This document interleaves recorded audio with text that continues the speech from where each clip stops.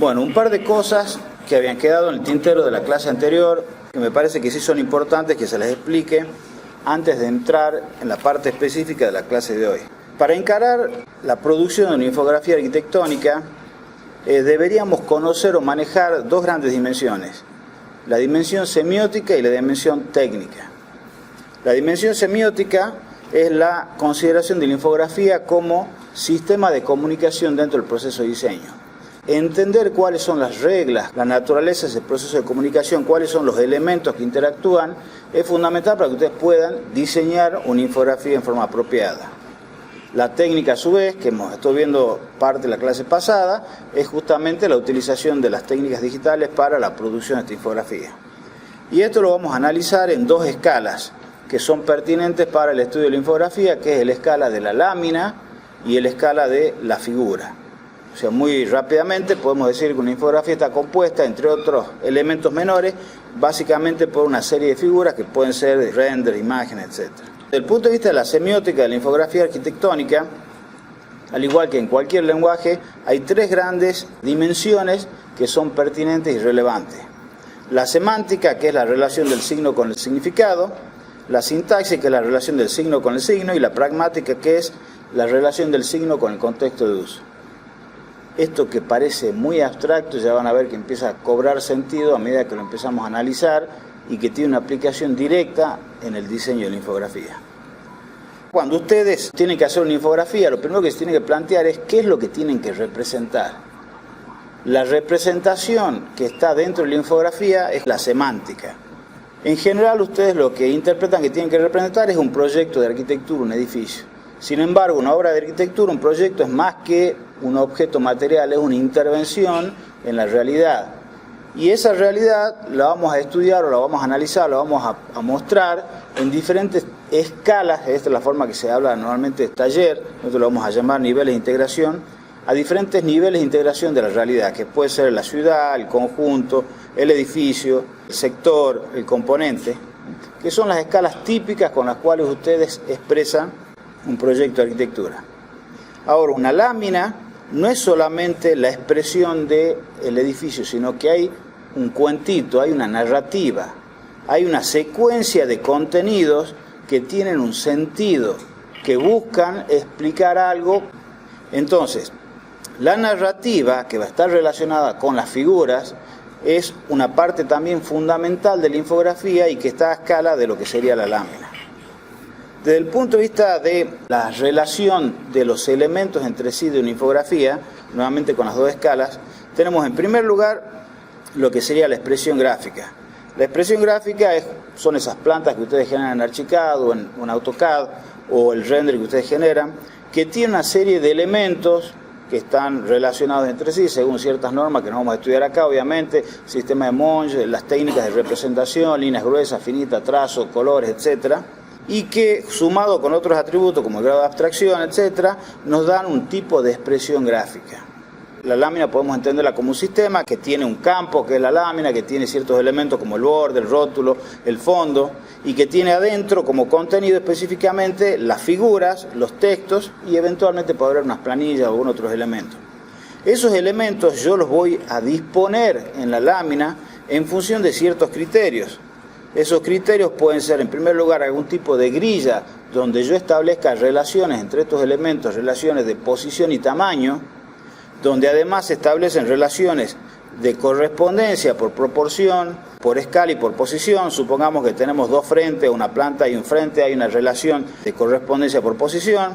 Si yo tengo un plano en conjunto y una planta más grande o un sector ampliado, tengo una relación de proporción entre las figuras. Y por último, si yo tengo dos frentes cruzados o dos elementos que no están relacionados directamente pero están en la misma escala, tengo una relación de escala. A través de la disposición de las relaciones de posición, tamaño y de correspondencia, lo que voy a hacer es establecer un orden de lectura. Ese orden de lectura, que no necesariamente es el orden tradicional que ustedes están acostumbrados a ver en el texto escrito de arriba para abajo o de izquierda a derecha, puede ser alterado en el caso de la infografía a través de la jerarquía visual de los elementos. Por último, la pragmática se refiere a entender cuál es el sentido que tiene la infografía, cuál es el contexto de uso que ustedes les van a dar a la infografía. Y igualmente podemos hablar de una pragmática a nivel de la lámina y a nivel de las figuras. Cuando hablamos de la pragmática a nivel de la lámina, lo que estamos hablando es cuál es el objetivo, cuál es el propósito de la infografía. En el caso de ustedes hay dos propósitos, un propósito ficticio o simulado, que es la simulación de ejercicio de diseño, donde ustedes están diseñando un edificio de exposiciones más un stand, y hay un segundo propósito, que es el real, que es demostrar lo que ustedes han aprendido en los diferentes temas que se han visto, BIM, modelado complejo y render. A su vez, a nivel de cada una de las figuras, yo voy a poder establecer ciertos propósitos en función de toda la estructura que voy armando. Un render yo puedo darle el propósito específico de mostrar, hacer una presentación del edificio, o puede ser un render que quiera mostrar un detalle. O sea, hay diferentes propósitos asociados a cada una de las figuras. En síntesis, cuando ustedes tienen que hacer una infografía, lo primero que tienen que hacer es preguntarse cuál es el propósito general. Es un propósito donde yo tengo que demostrar lo que yo sé hacer y justificarlo en términos de los dos grandes temas que se han diseñado. En función de eso, yo puedo venir y preguntarme qué elementos tengo que mostrar. O sea, cuáles son los diferentes grados de integración que me van a permitir describir el proyecto desde su ubicación en la ciudad, cómo se ubica en el conjunto, cómo es el edificio y eventualmente hasta donde llegue según el nivel de detalle que tenga. A partir de eso puedo establecer un cuentito, una secuencia de figuras que me van a permitir describir el proyecto según algún criterio que considere pertinente, que no siempre es de lo general o lo particular. A partir de eso puedo establecer ciertos propósitos de las figuras, porque yo ya tengo un cuentito, tengo una secuencia de figuras, puedo establecer ciertos propósitos. Yo ya sé que quiero un render para presentar el proyecto y que ese render tiene que ser un render que muestre, que esté ambientado, que muestre cómo se va a vivir el edificio, etcétera, etcétera. Y a partir de ese propósito puedo venir a la expresión gráfica, que es la apropiada para conseguir ese efecto. Y por último, con las figuras ya armadas de esa forma, puedo venir y cerrar el circuito con el cuentito que originalmente yo había planteado como narración. Desde el punto de vista de las técnicas, hemos visto que la infografía también se puede hacer en Archicad, eventualmente también la podrían haber hecho en AutoCAD. Ahora, cuando uno considera el propósito de la infografía o le da importancia a la persuasión como herramienta de la infografía o como propósito fundamental de la infografía, entonces aparecen los sistemas de diseño gráfico como las técnicas ideales para expresar esta infografía. Y las técnicas de diseño gráfico tenemos dos grandes tipos de programas: los programas de ilustración que se denominan Corel, Illustrator, etcétera, que son gráficos vectoriales, y los sistemas de edición pixelar que, como Photopaint, Photoshop, etcétera, nos permiten editar las imágenes raster. La lógica que vamos a seguir nosotros es: ya hemos descrito la técnica con la cual ustedes pueden generar una infografía dentro de Archicad. Veamos ahora cómo podemos, a partir de esa infografía o de la información que ustedes generen en Archicad, pasar a utilizar las técnicas de diseño gráfico. Esta es la infografía que habíamos realizado en Archicad. Acá hay algunos ejemplos que están colgados en el campus de diferentes tipos de infografías. Son muy parecidas porque he utilizado el mismo material, pero bueno, son simplemente ejemplos para que ustedes vean las cosas que se pueden hacer. Esto está hecho ya con Corel, efectivamente. En este caso, una infografía que utiliza la metáfora de las escalas de aproximación. Lo que tengo es dos columnas donde tengo la planimetría y los renders, y en vertical tengo la secuencia de escalas de aproximación desde la ciudad o la ubicación del edificio en el contexto urbano hasta el objeto más detallado, que sería el stand que ustedes diseñaron en Rhino. Esta es otra infografía. Este es el primer elemento que llama la atención, ubicado arriba. Entonces lo que se está haciendo es describir el edificio más que desde el punto de vista perceptual exterior, desde su organización interna, incluso hasta con un cierto tinte constructivo. En la parte inferior tengo resaltado lo que sería el diseño del stand y en el medio tengo toda la planimetría correspondiente. En este caso se invierte un poco la lógica y este es el ejemplo que vamos a desarrollar ahora. Tenemos en el Zócalo una perspectiva, un render ambientado de cómo se percibiría el edificio desde una de las perspectivas principales, que es la esquina de la avenida con esta calle que no recuerdo cómo se llama. En segundo lugar, arriba el stand de exposiciones, que tiene una escala menor. Y por último, bueno, toda la organización de lo que es la planimetría, que también tiene una cierta lógica interna. Tenemos la ubicación, que es una escala en 2000, el plano en conjunto escala en 500, toda la información escala en 300 y por último la información de la planimetría del stand escala en 100. Podríamos rápidamente identificar los elementos que hemos señalado como la semiótica de la infografía. Acá hay una narrativa, bueno, es lo que acabo de explicar. ¿Con qué entro a la lámina? ¿Qué es lo que me llama la atención primero? ¿Qué es lo que me llama la atención después? ¿Cómo termino de comprenderla? Ahí están los niveles de integración claramente demostrados, los diferentes elementos, la ubicación, conjunto, el edificio. No está el sector, había problemas de espacio, entonces hemos decidido ignorar la planta alta del edificio, del sector interno. Desde el punto de vista de la sintaxis, cada uno de los elementos tiene una expresión apropiada, un grado de abstracción apropiado, una técnica de representación diferente. En los frentes, la visualización con algún tipo de expresión de colores materiales, aunque esté en blanco y negro, hay una cierta textura que denota que hay un color dominante, algunos más oscuros, otros más claros. En cambio, los cortes se ha utilizado una expresión en blanco y negro, tratando de expresar básicamente lo que es la volumetría del edificio. Las plantas están limpias, en realidad más limpias de lo que deberían estar, porque deberían tener un poquito más de información, pero bueno, a los fines demostrativos vale. Y propósito, bueno, está claro. Acá hay un propósito muy claro de la perspectiva de abajo, hay un propósito muy claro de lo que es el stand. Está abstractamente ambientado para mostrar sus cualidades volumétricas. Bueno, acá tenemos un par de combinaciones más de los mismos elementos. Se agrega el fondo, el trabajo del fondo. Es muy común que los alumnos tiendan a utilizar fondos cargados, lo cual favorece algunas veces el ocultamiento de los detalles mal resueltos, de los errores, pero en términos generales dificulta la lectura. Este degradado lo hemos utilizado para compensar un poco lo que es la asimetría que te genera el corte perspectivado, que tiene mayor masa o mayor densidad a la izquierda, entonces un degradado hacia el otro lado compensaba un poco la asimetría. Y el fondo negro de la parte superior le daba una cierta sensación de superficie de apoyo al stand, así que da un efecto interesante. Entonces, ¿cómo procederíamos? Partimos de la base que ustedes tienen ya una cierta infografía. A partir de esos elementos vamos a empezar a jugar a ver cómo podemos mejorarla. Lo primero que tendríamos que hacer es hacer un diseño esquemático de la infografía. Para eso podemos utilizar CorelDRAW y Archicad.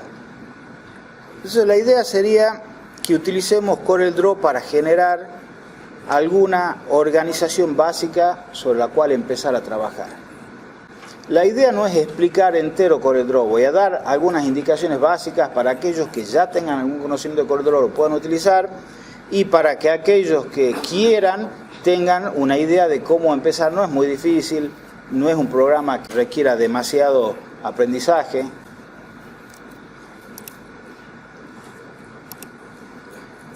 Estoy abriendo el mismo conjunto que hemos utilizado en la clase anterior.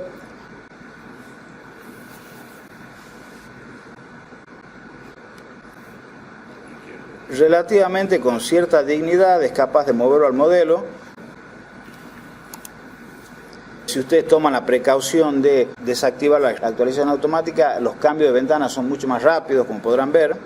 Lo que les voy a proponer es cómo hacemos para rápidamente tener los elementos en la escala para poder empezar a jugar con nuevas organizaciones.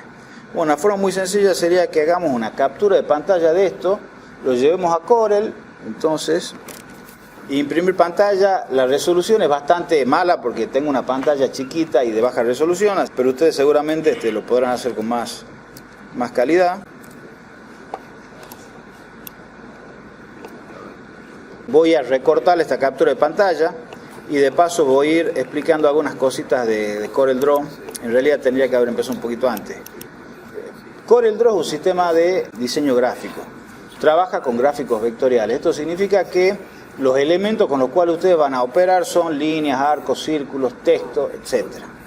Entonces, como todos los sistemas de diseño gráfico, tenemos un área de trabajo que tiene marcada la hoja. Si ustedes se fijan, tenemos acá la hoja con la sombrita. Corel tiene una organización bastante parecida a Archicad en algunas cosas, por ejemplo, el menú principal. Esto que está acá es como el cuadro info de Archicad, es una paleta contextual que me va a ir mostrando información sobre los elementos que voy seleccionando, y si no tengo nada seleccionado me muestra información de lo que es la página del documento. Tengo la barra de herramientas acá, donde voy a tener, como en el caso de Archicad también, la herramienta de selección. Abajo tengo una herramienta de forma, que en realidad es una herramienta que me va a permitir seleccionar subelementos de la forma. Esto es para recordarnos, lo vamos a ver, el botón de zoom, que en realidad lo vamos a hacer con la ruedita del ratón, igual que Archicad, y para desplazarnos en horizontal podemos hacer igual que en Archicad, presionando la ruedita y moviendo para arriba y para abajo, para la izquierda y la derecha. Tenemos la herramienta de mano alzada, que es la herramienta que vamos a utilizar. Con esa herramienta, si yo hago clic y un segundo clic, dibujo líneas. Si yo hago un clic, inmediatamente dibujo polilíneas. Si yo hago un clic y después, estando seleccionado el objeto, hago clic sobre el nodo, lo voy a unir al anterior. Si directamente dibujo arrastrando, genero una línea de mano alzada. Vamos a tener la herramienta rectángulo, que lo vamos a utilizar mucho, que como su nombre lo indica, es un rectángulo. Si yo presiono la tecla control, hago un cuadrado. El círculo, que nuevamente también lo puedo deformar, o con control puedo hacer un círculo. La herramienta de texto, que me va a permitir generar textos artísticos, que son palabras individuales, o si yo hago un clic y abro una ventana, puedo escribir como si fuera una caja de texto. Obviamente está en una escala muy chica porque estamos en una lámina cero, entonces el valor de la tipografía por defecto es muy pequeña. Y bueno, y por último, las herramientas para pintar y producir un par de efectos. Los objetos gráficos en Corel tienen algunos atributos. Hay dos atributos básicos, que son el color de la forma y el color del borde, el tipo de línea del borde y el espesor. Si yo selecciono cualquier objeto y es una forma cerrada, si yo hago clic sobre un color determinado dentro de la paleta de colores, voy a pintar ese objeto de ese color. Si hago un clic derecho, o sea, con el clic izquierdo lo pinto al interior, con un clic derecho puedo pintar el borde del objeto. Y si ustedes se fijan, si yo selecciono el objeto y me voy a la paleta contextual, voy a tener además la posibilidad de elegir el espesor de la pluma. Bueno, en este caso vamos a tener que dar un espesor muy grande para que se vea, porque estamos en una lámina cero. Todo esto siempre está en milímetros, estamos trabajando en milímetros. Y el tipo de línea, que en el caso de Corel, las distancias de trazo van variando en función del espesor del borde. Los comandos de edición básicos en Corel, ¿cuáles serían? Bueno, tenemos un modo de edición rápida también, entre comillas, que es seleccionar el objeto, aparecen algunos puntos de control, y esos puntos de control me van a permitir, por ejemplo, estirarlo al objeto, me van a permitir moverlo al objeto. Si yo arrastro y hago un clic derecho, estoy haciendo una copia. Si yo hago control C y hago control V después, estoy produciendo una copia también. O sea, más o menos los criterios que ustedes ya conocen de otros sistemas. Si quiero girar el objeto, hago un segundo clic sobre la selección y puedo girarlo. Si presiono la tecla control, se va a girar en grados de cada 15 grados, lo que esté configurado. Si quiero girarlo de otro lugar, puedo cambiar el punto de giro. Cuando voy a mover, también puedo presionar la tecla control y voy a producir movimientos verticales o horizontales únicamente. Puedo restringir al modo ortogonal.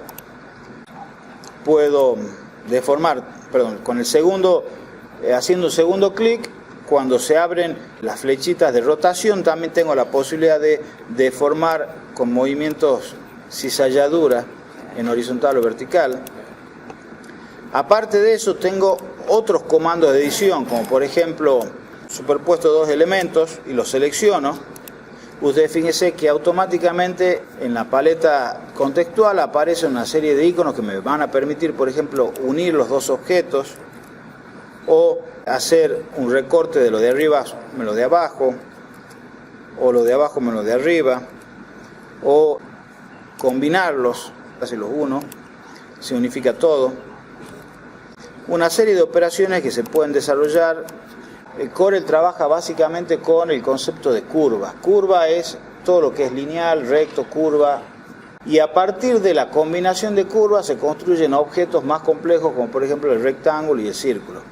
Los objetos como el rectángulo o el círculo tienen ciertas capacidades que no la tienen las curvas.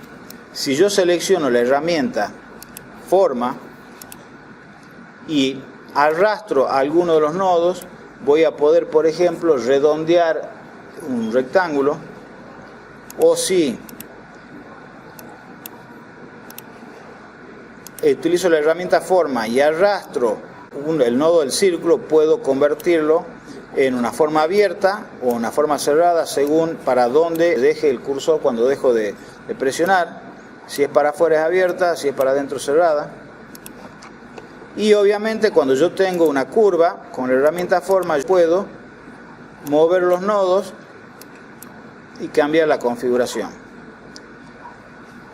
Obviamente también puedo a una forma a un objeto determinado como un rectángulo, puedo convertirlo a curva, que significa degradarlo a su forma de curvas, donde yo sí voy a poder entrar a editar cada uno de los puntos.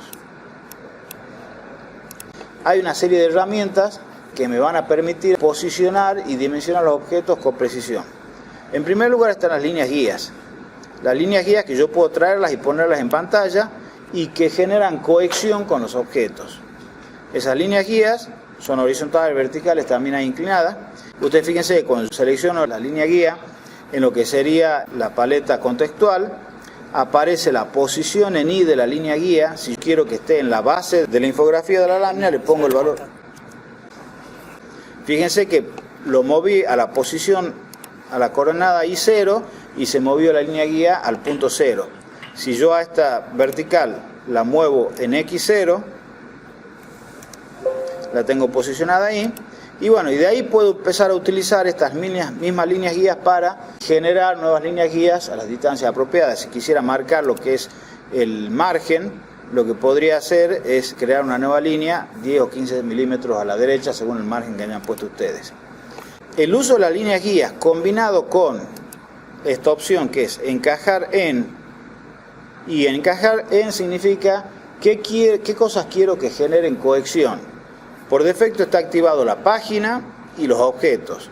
Yo puedo además agregar línea guía, podría agregar una cuadrícula que puedo generar en la base, o la cuadrícula de documento. Digamos, los más comunes serían las líneas guía y los objetos. Con esas herramientas ustedes pueden controlar el dibujo preciso. Dicho eso, ese pantallazo de 3 minutos de CorelDRAW, vamos a seguir con la descripción de cómo operaría. Entonces, lo primero que vamos a hacer es recortar esta imagen.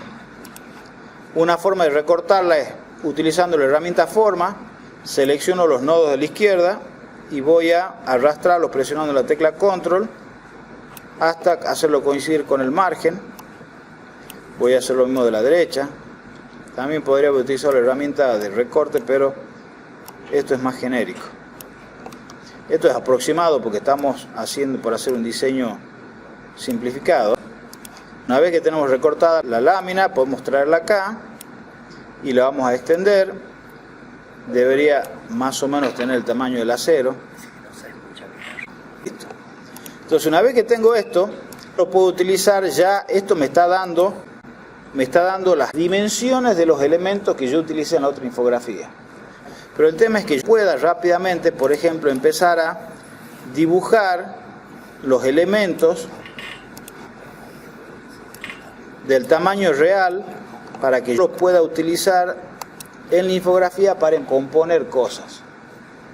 También podría ser, sería otra opción, que yo haga una copia y puedo recortar los diferentes elementos. Podría decir,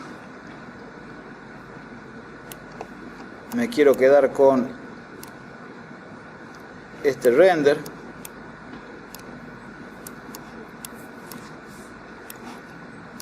Entonces tengo los elementos ya sea en forma genérica o como una pequeña estampita, y puedo empezar a componer dentro de la lámina 0 los diferentes elementos con algún criterio. Entonces supongamos que ustedes ya han hecho eso y han llegado a este criterio general, donde la idea es tener como zócalo un render de presentación del edificio, tener como elemento segundo nivel de importancia los renders, el stand, y en tercer lugar toda la planimetría en una secuencia que sea más o menos lógica. Una vez que ya sabemos qué elementos necesitamos, qué figuras necesitamos de Archicad, y hasta incluso podemos generar o tener ideas de qué perspectivas nos convienen, porque de repente yo podría haber empezado a trabajar con esto y darme cuenta que en realidad me conviene una perspectiva de diferentes puntos de vista, mostrando diferentes objetos, y de acá salgo con el listado de las figuras que yo necesito generar.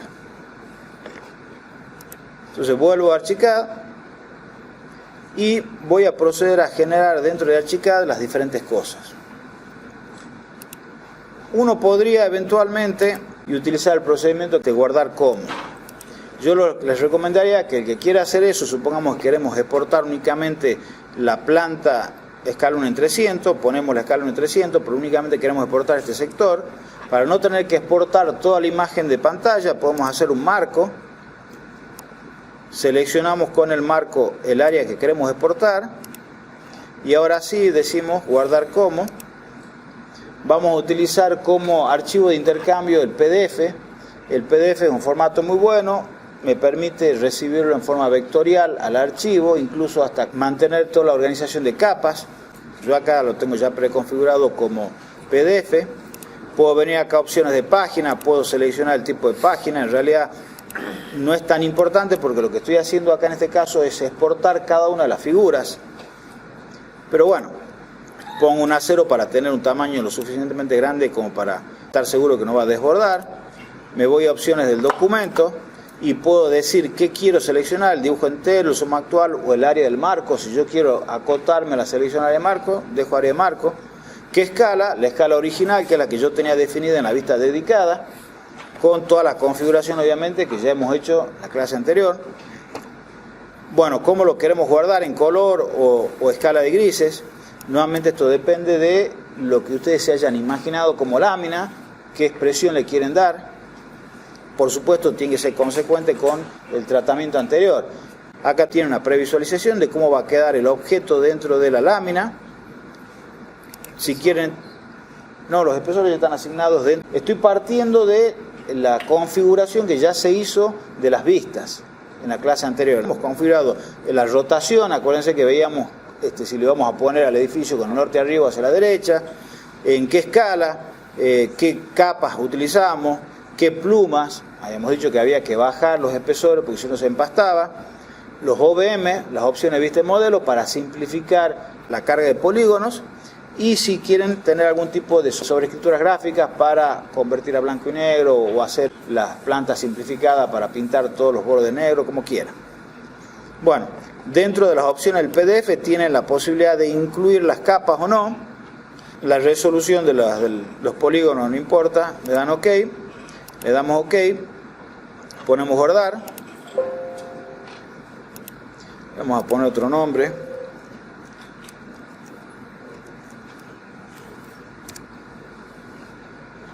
Entonces esto sería un procedimiento para exportar la información.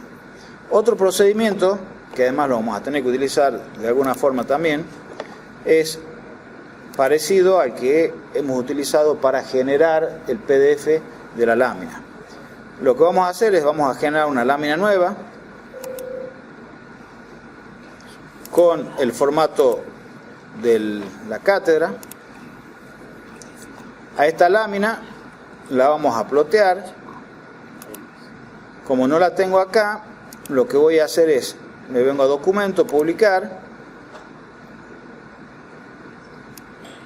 voy a ubicar a la derecha los grupos de publicación y a la izquierda lo que sería el libro de planos.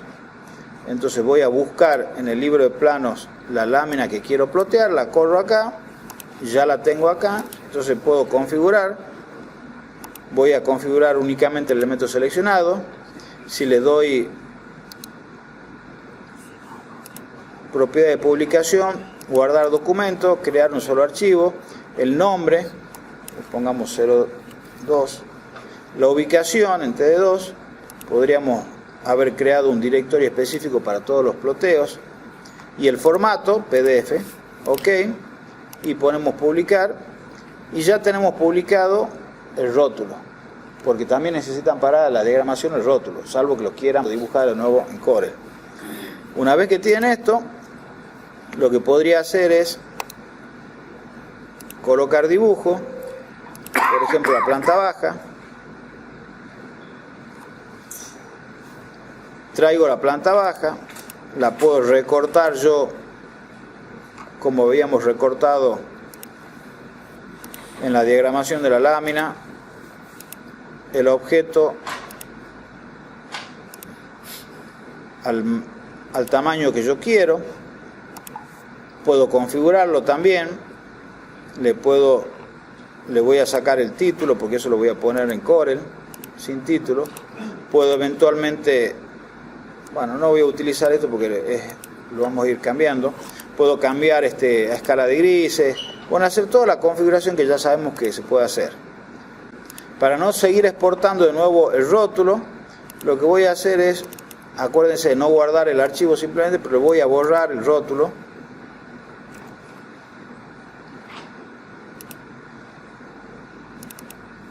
Para que únicamente me quede lo que yo quiero exportar, sin rótulo, sin nada.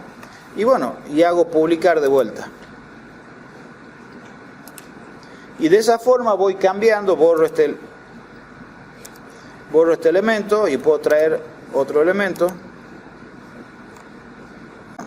Seguimos así sacando cada uno de las diferentes figuras que ya estén configuradas con una base de expresión gráfica. Una vez que tengo todo eso, incluso para que vean,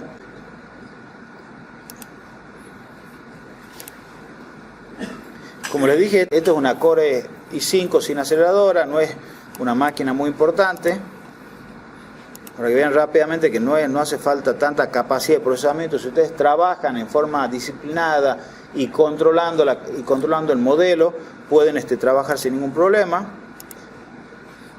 Vamos a poner acá como tamaño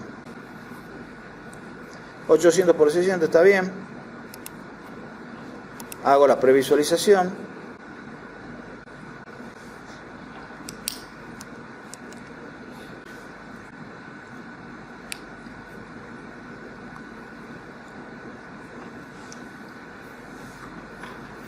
Si está bien la previsualización, puedo ejecutar el render.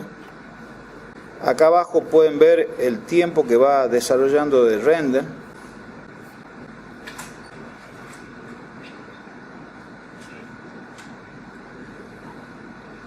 Lo que quiero decirles, no necesitan una supercomputadora para hacer los prácticos. Con una computadora, incluso de menores condiciones que esta, podría ser una i3 con menos memoria, podrían hacer los renders y todo eso sin necesidad de estar horas.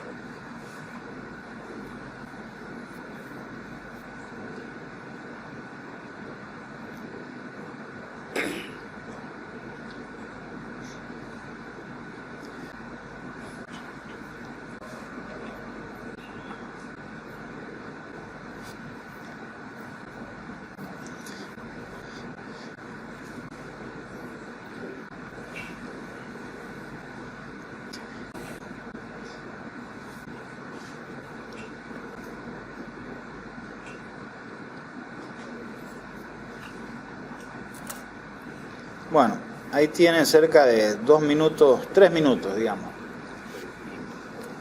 Hacen clic derecho, guardar como, y lo guardan al archivo, al render en algún formato para usarlo después en Corel.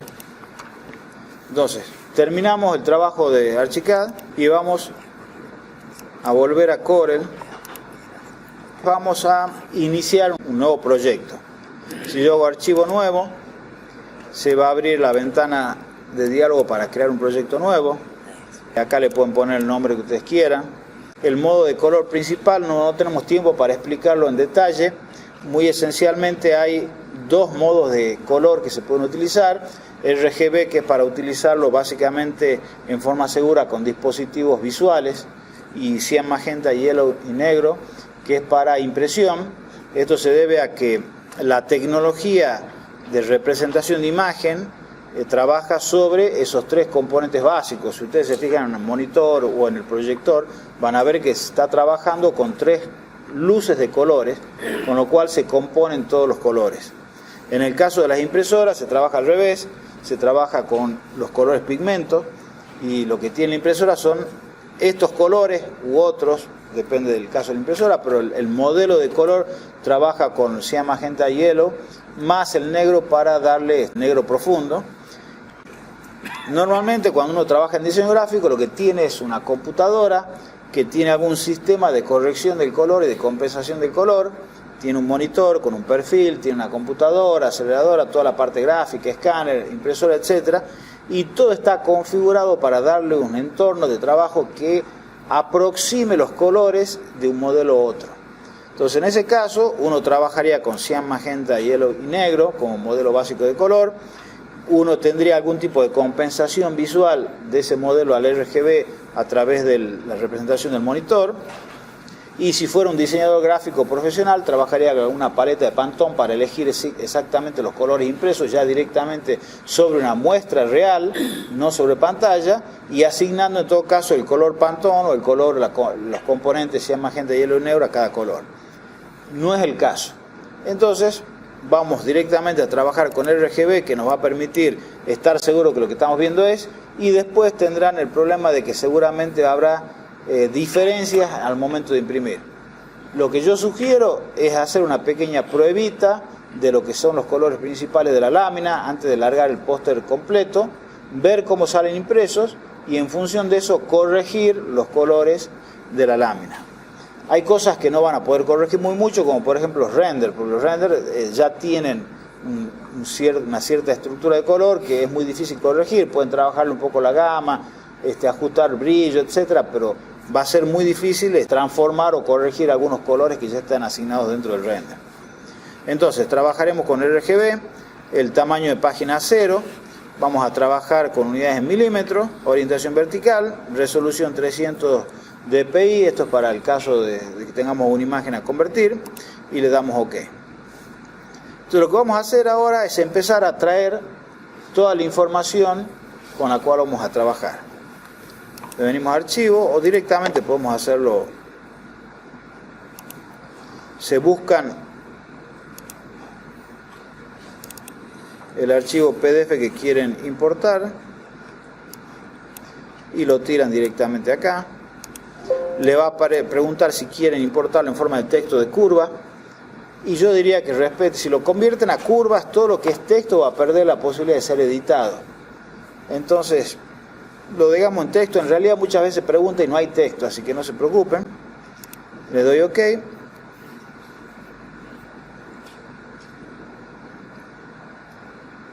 Y se importa el objeto que he traído en PDF. Sin embargo, fíjense que cuando uno lo selecciona, hay un montón de cosas fuera del objeto que están marcando que la selección es mayor. Tiene el sello de agua de Archicad de arriba, la línea y probablemente algún otro detalle acá abajo. Entonces, para limpiar todo esto, si el objeto está agrupado, podemos hacer clic en el botón de desagrupar los objetos. Podemos venir, seleccionar con una ventana lo que está arriba, lo que está abajo, borrar todo, selecciono de vuelta y me fijo que ahora la selección está encuadrada exactamente en el sector que a mí me interesa. Entonces, si yo quiero hacer alguna corrección de los vectores, la puedo hacer ahora. Yo no les recomiendo que traigan los PDF con las capas incorporadas a Corel. Yo creo que la idea es tratar de simplificar. Ustedes, toda la configuración de capas, todo el control grueso de la imagen lo tienen que hacer en Archicad, donde es fácil hacerlo. Acá ya se complica. Pero eventualmente podría ser, si yo veo que los espesores de línea siguen siendo muy gruesos, podría asignar en forma global un nuevo espesor a todo el paquete. Entonces podría venir acá y decir, bueno, quiero muy finita, que es el espesor mínimo de Corel, y reasignar en forma masiva todos los espesores. O eventualmente corregir algún objeto que tenga algún problema. Pero lo que les recomiendo es tratar de evitar todo ese tipo de trabajo. El otro problema que tenemos es que Corel es un programa muy pesado. Entonces, trabajar en modo vectorial con todas las figuras, yo les diría que es casi imposible. Ahí sí necesitarían una supercomputadora para manejar la infografía. Entonces, lo que le vamos a plantear como alternativa es, en vez de trabajar con los vectores, trabajar con imágenes. Vamos a ir importando cada uno de los gráficos. Fíjense el tiempo que ha demorado en cambiarle el espesor a todas las líneas del gráfico este. Imagínense si tuviéramos toda la lámina completa. Entonces, para evitar trabajar lo mismo que hemos hecho en Archicad con el OBM, reducir la cantidad de polígonos, acá lo que vamos a hacer es reducir la complejidad. ¿Y cómo voy a hacer? Simplemente, esto ya está en escala porque ha sido importado de un PDF donde ha sido ploteado en escala. Voy a venir acá en mapa de bits, convertir a mapa de bits. Para antes de convertir voy a hacer una copia para que... En general, cuando uno tiene muchas cosas así, conviene agruparlas de vuelta. Los voy a agrupar, cosa de con un simple clic poder seleccionar todo. Y lo voy a dejar al costado para que vean la diferencia que hay entre la imagen y el archivo vectorial original. Pero ya se pueden dar una idea del tiempo que les va a significar si trabajan todo en vectorial. Este es uno de las figuras nada más. Entonces vengo, selecciono esto, ya lo podré hecho un solo clic. Mapa de bits, convertir a mapa de bits. 300 dpi, considerando que estoy en la lámina 0, es más que suficiente. Lo que sí es importante es que utilicen el alisado y el fondo transparente. El fondo transparente les va a permitir a ustedes poder hacer cosas por debajo y cambiar el color del fondo, a tener mayor flexibilidad para hacer cosas. Bueno, y el alisado le va a dar una expresión a las líneas, en particular a líneas diagonales o curvas, más suavizada. Entonces les doy, lo convierto a imagen, y en un primer momento parecía ser que he perdido calidad en la imagen. Sin embargo, esto es simplemente una sensación óptica porque he convertido en imagen. La imagen tiene píxeles y esos píxeles son muestreados según la resolución de pantalla, la distancia, etc. En cambio, en el caso vectorial hay un dibujo con el anti-aliasing y toda esa historia. Pero si yo me acerco a la lámina, por supuesto, si me acerco mucho voy a empezar a ver cositas, pero pueden ver que con un acercamiento la calidad de la imagen es buena. Lo comparemos con esto de acá. Si yo lo pusiera uno al lado del otro, verían que hay que acercarse mucho para empezar a notar realmente una diferencia importante. Y lo que sí les puedo garantizar es que el tiempo involucrado en manejar imágenes o vectores es totalmente diferente. Incluso si yo tengo una imagen transparente, podría eventualmente empezar a hacer correcciones y pinturas. Por ejemplo, que quisiera pintar de gris lo que es el piso interior o el agua, digamos. No, para el piso interior porque quiero mostrar cómo se puede producir la transparencia con detalle. Entonces lo que voy a hacer es, le voy a sacar el outline, el borde, y lo voy a pintar, supongamos, de amarillo. Pero está por encima, no importa, porque yo a esto, en Corel puedo controlar la posición, al igual que en Archicad, que yo podía mandar para el frente, para atrás. Yo en Corel también puedo controlar las posiciones en vertical. Si yo hago, eventualmente ustedes tienen acá en orden, tiene la posibilidad de mandar hacia adelante, mandar hacia atrás, arriba de la página, abajo de la página, en la capa, porque el Corel también trabaja con capas, pero no hace falta que utilicemos capas, es una cosa relativamente sencilla. Entonces fíjense que yo puedo pintar con bastante precisión por debajo de la imagen sin ningún problema. Entonces una vez que le hice el tratamiento a la imagen esta, le pinto, le hago cosas, etcétera, le puedo incorporar nuevos elementos vectoriales. Si quiero cambiar los árboles los puedo cambiar. Bueno, hacen lo que ustedes quieren, vienen y lo van a agrupar. Entonces de esa forma van importando las diferentes figuras. Hay un caso particular de figura que es la imagen, donde además queremos hacerle otro tipo de trabajo.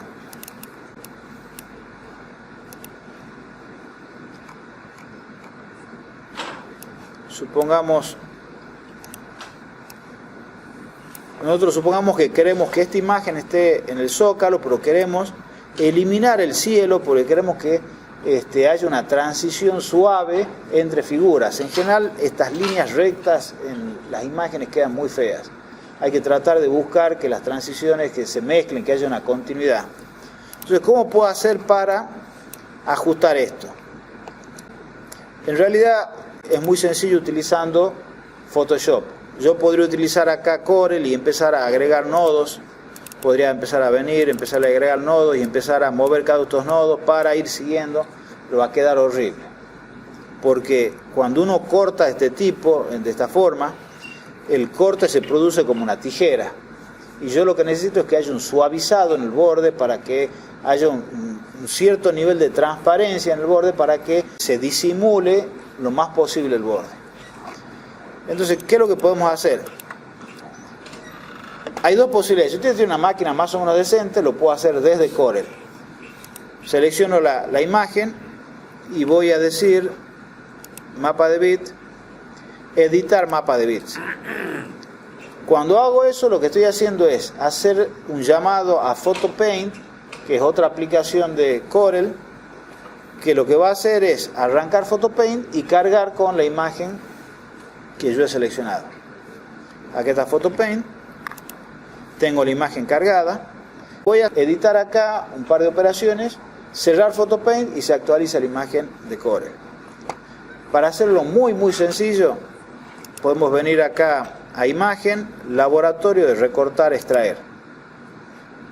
Es una ventana, la voy a maximizar para tener la vista, donde lo que yo tengo que hacer es definir cuál es el borde por el cual yo quiero cortar. Ese borde lo voy a marcar gráficamente y Corel lo que va a hacer es utilizar la indicación que yo le estoy dando para detectar tipos de colores que hay de un lado del otro y hacer un recorte lo más amigable posible. Utilizando la herramienta que es un marcador y utilizando un pincel grueso, empezar a marcar el borde.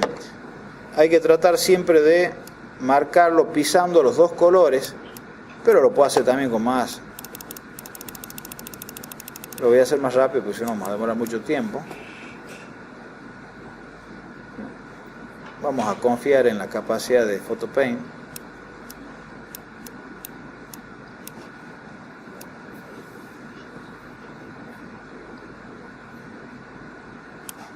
Vamos a sacarle también la... Una vez que marco el perímetro, tengo que cerrar la forma o cerrar hasta los bordes de la imagen. Lo que voy a hacer es pasar al botecito de pintura y voy a pintar la zona. A través de eso yo le indico a PhotoPaint con qué me quiero quedar y qué es lo que quiero eliminar.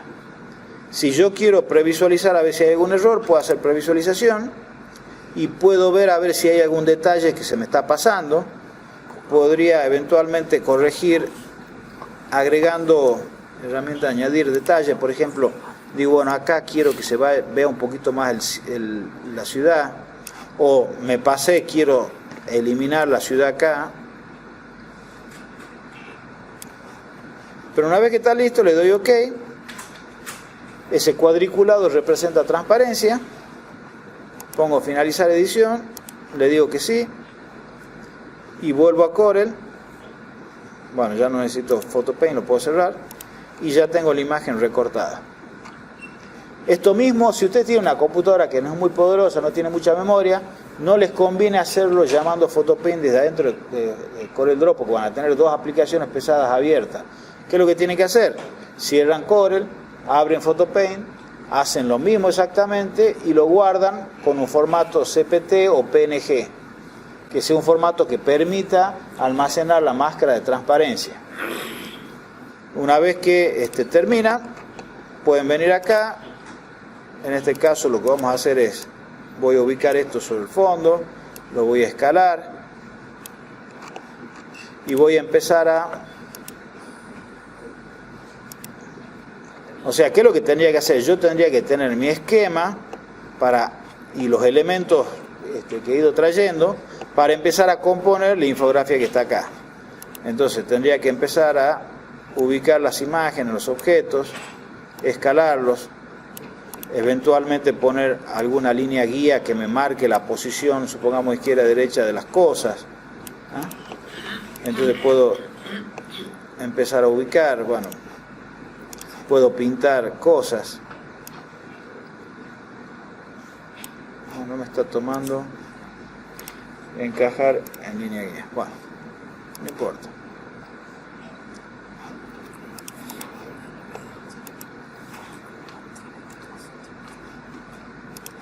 Vamos a poner acá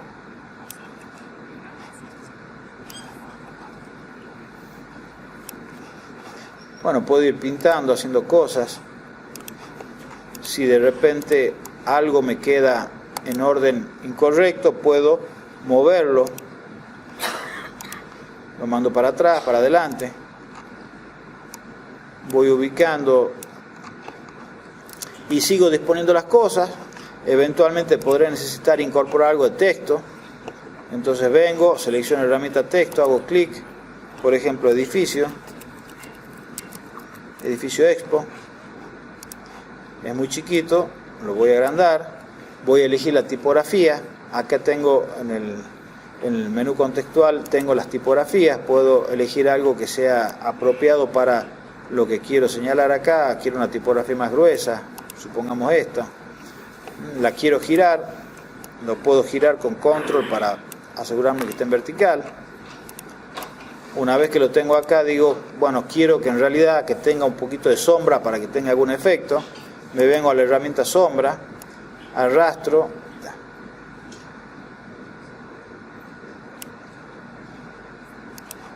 puedo controlar también, por ejemplo, las condiciones de la sombra, la densidad, todo eso no me voy a demorar mucho, lo dejo para que ustedes experimenten.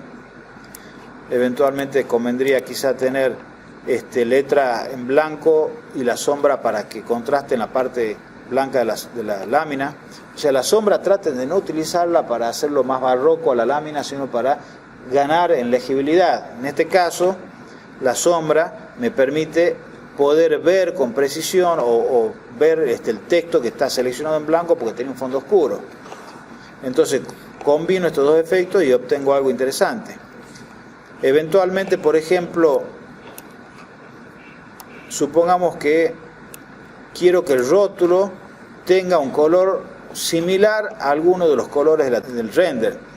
Pueden trabajar con los colores de diferentes formas, pueden trabajar en gama, pueden trabajar con algunos colores seleccionados, pero en general, para evitar una infografía muy chillona, conviene tratar de amoldarse a los colores del render.